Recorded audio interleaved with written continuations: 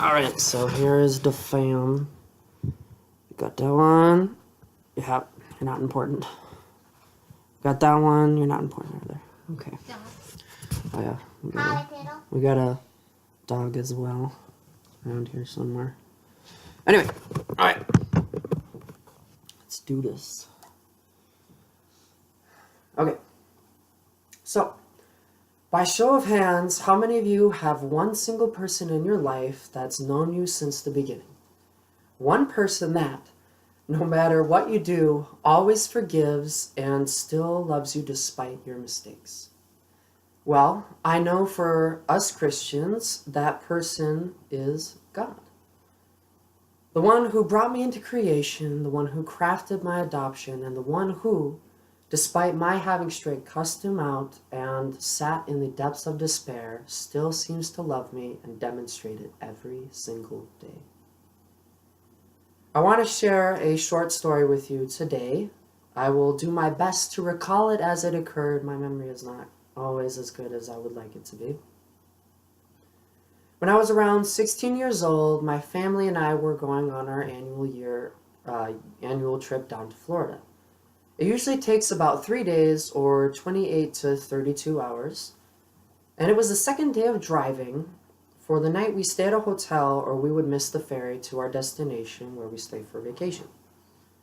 The whole day I was feeling a little sick and a little bit nauseous. I don't get car sick, so it was very strange. I wasn't sure if it was food poisoning or if I was just simply tired or had not had much to eat. I'm still unsure to this day, and it remains a mystery. After we got to the hotel and checked into our room, I laid down on the hideaway bed, still feeling ill, and basically trying not to feel any worse.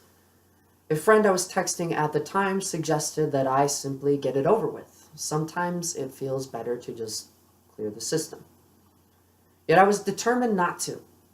I had a record in my head of 8 solid years of not blowing chunks, and I couldn't break it up now.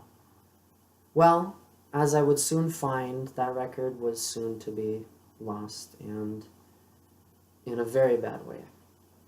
I may have struggled that night more so than I ever had before, but at least now I know why they make the sink so large. I was dehydrated, nauseous, feverish, delusional. I honestly believed that we were robots floating from planet to planet. It was a very strange feeling. That night, I prayed for deliverance, that God would somehow cure me of my sickness. Naturally, that didn't happen. It would have taken a miracle. Of course, though, God is God, and that is nothing short of him, but even so, looking back, I feel foolish for losing my faith, and I feel that I was very immature in my beliefs then, but I lost faith. I honestly believe that God had left me to endure a terrible night of sickness, and I soon just felt a lack of connection. I felt solidarity as if he was no longer there, he was no longer present with me. And I felt that for weeks. I still prayed, hoping to find something, even though I wasn't believing, in the hopes that somehow I would reconnect or he would reveal himself to me, but I still did not have faith. Until one night, as I was lying down, listening to Pandora on my iPod. While it wasn't a Christian song, so to speak, it was still appropriate for the moment.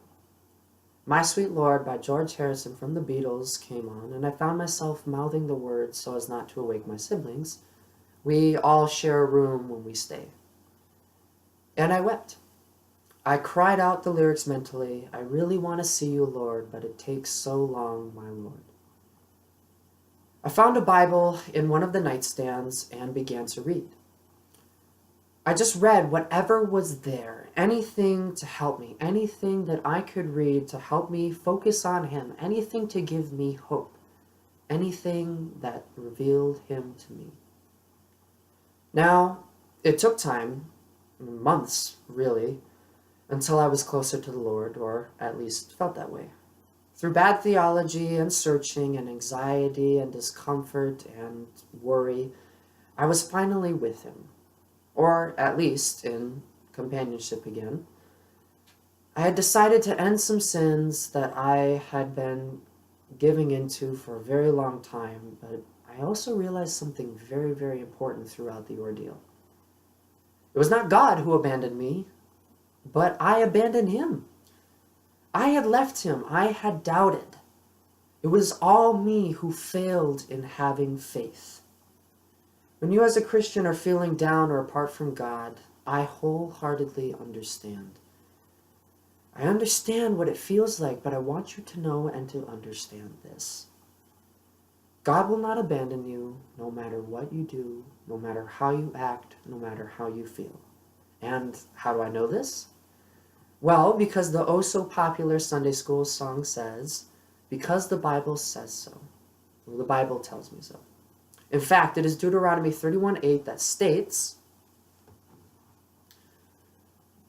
the Lord himself goes before you and will be with you. He will never leave you nor forsake you.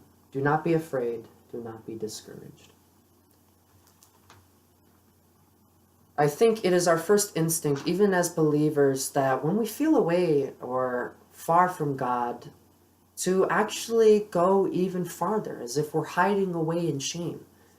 This, of course, is counterproductive and leads to more anxiety and feelings of abandonment. Now, to this day, it is my firm belief that as his sheep, we may wander, but he will always draw us back. If we stray but seek to return to him again, he will be there. Ever since that incident, I've been reading the Bible every day and praying fervently. I still sin, I still goof up, but he is always there. And as Matthew 28:20b says, and surely I am with you always to the very end of the age. Keep those words in mind as you go about life, even as you wander, even as you doubt. The Lord is with you.